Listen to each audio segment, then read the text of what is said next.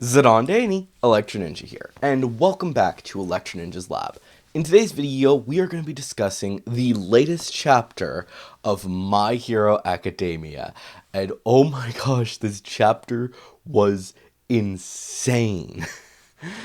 Oh my gosh, this is one of the things that I was worried about when we last saw the when we were reading the last chapter is, do they actually want him, do they actually want Deku to actually kill Shigaraki? And surprisingly, no. Believe it or not, they actually don't want that. But let's actually start off by actually talking about what happened in this chapter. So obviously we started off the chapter by basically all of the predecessors, except for obviously the sixth and the second and third ones, basically explaining the situation, basically saying, "Hey, Deku, you may have to end up killing this person," and also explaining that both Danguro Banjo as well as N were actually nearly forced. They're all for one tried to steal their quirk, which is honestly insane to think about. That all of this stuff has been going on for so long, and they explain basically what exactly they're worried about for Tomura Shigaraki stealing the quirk. Something that honestly always confused me was, how in the world could Shigaraki ever possibly steal All for One? Or One for All? And the answer is basically that, but if his rage is stronger than Deku and the others' will, then to keep the quirk, then he cannot steal then he can steal the quirk. And there's a lot going into that, and that's honestly a bit terrifying. But then they are explaining that it might be very likely that Deku will have to kill Shigaraki, which is honestly an insane thought to think about. But at the same time, Deku knows that he can't. Not to the extent that they think. Basically, Deku gives this whole speech that I honestly love the speech, but basically, he goes through the entire speech saying things like he knows that that Shigaraki is very dangerous and all of this jazz, but at the same time he can't help but feel sorry for him, and he saw the need that he needs someone to help him. And because of that, his main goal is to save Shigaraki, to bring him back, to save him from himself as well as to save him from All for One. But that is not all. In fact, he wants to save him, yes, but at the same time, he thinks that if it absolutely comes down to it, he is willing to fight him and to stop him. He doesn't, that's what he thinks right now, but he also knows that when it eventually does come down to it, he doesn't know what he would be able to do. He knows that in the past, when he's had to fight people, he's actually gone out and fought these people no matter what they were doing. If they were doing something so evil and there was no way to change them and to stop them, he would fight them. And honestly, I think that's a really interesting factor, just knowing all of this stuff that's been happening.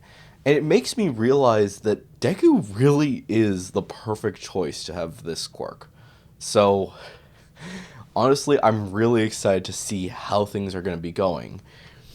But after he gets done with his speech, well, while he's going through his speech, he starts to be able to speak normally for a brief moment, changing into his actual self, but at the same time, changing into his younger self. That childhood idea that he has to save everyone. that idea has remained within him since he was a very young kid. And honestly, it is so awesome and wholesome. But as soon as he finishes his speech, he instantly turns back to the form that he's been in for the past while, reverting back to surrounded by the dark clouds and all of that jazz. Which, honestly, that was a bit confusing, but at the same time, it makes me realize that he's still not quite at the point where he can actually manifest himself fully inside One for All. So, yeah.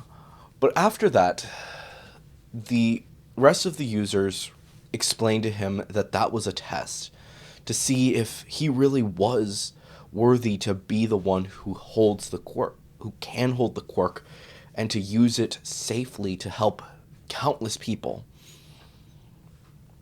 That is the question that they want to bring up.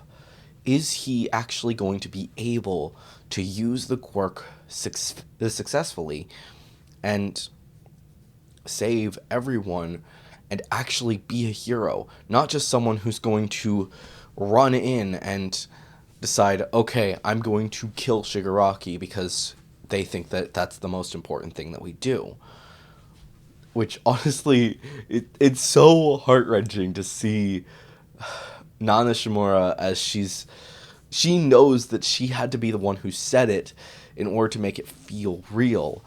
But at the same time, she is so glad that her grandson is going to could possibly still live as long as Deku can save him. That is the thing that she is the most excited about. At the end, though, we get to see one last thing, where One for All turns to the others, the last two who we've been seeing have been looking away for a long time, and says, he'll need both of you in order to reach his full potential. Which honestly makes me so excited. I am so ready to see what these two quirks are. One of the big issues is just knowing. The fact remains that most of the quirks that we've seen so far in the actual manga and anime for actually Deku using the quirks have all been basically surrounded by one solid concept. That Deku has to use these quirks successfully. And it's a challenge, to say the least. For Deku to use these quirks successfully, he has to do certain things, but also all of these quirks have had this aspect of the first few moments of the original episode/chapter. As far as I'm aware, only 2 of these quirks that I can even think of would not have been in the original stuff. I once said that Float wasn't actually there, but in actuality it was. There's a bit of complicatedness in there, and I'm not going to get into all of that right now. But because I've talked about it in the past, but those quirks have been there. Now, previously, last time, I specifically said that maybe the 2 users actually have have quirks based on quirks. Basically, one of them is able to restore quirks, and one is able to take away quirks, and how that would be a very dangerous thing to happen. But I'm actually going to take away that theory and say that really the only one that still has anything to do with quirks is the second user, which I've been saying for a long time that quirk more than likely is the ability to restore quirks, or at the very least to heal. And honestly, at this point, I am willing to say with some certainty that these quirks may actually be very much connected to that aspect. The aspect of healing and the aspect of quirk restoration. Deku's body is still not able to manage 100% of One for All at any one point. And he can use it for a brief amount of time, and he releases huge attacks But the only way that he's been able to accomplish that in the past has been to greatly damage himself or to rely on characters like Eri who are able to keep him healed while he's fighting. And the same thing happens in the second movie to a certain degree. And honestly, that is so interesting. Perhaps it is now time for Deku to have his own quirk that is connected to that, to allow Deku to finally, to at long last, be able to use all of his quirks without any damage being done to him. Oh, it really excites me. So, what exactly could these be? Well, I still think that the third user does have something to deal with water. But more accurately, what it would be is it would be a water manipulation quirk that basically causes water to form around him that keeps his limbs able to release huge amounts of attack, but instead of absorbing the blowback into his body, instead it absorbs it into the moisture around him, allowing him to chain huge attacks of huge blasting damage, and then to escape he can just launch all of that water out to escape from whatever enemy he's been gaining, and it will unleash all of the blowback at them, but also having water to help push him away from the enemy. And honestly, that would be an insane quirk. But as for the other one, I still think that it's going to be a quirk restoration ability. I've honestly been saying for a while that a lot of people need to regain their quirks. The fact remains that we still know that at least 3 people that we currently know of have lost their quirks entirely. As far as we know, there's more than likely a lot more people like this, but 3 people have lost their quirks entirely. Obviously, we know that there's Ragdoll.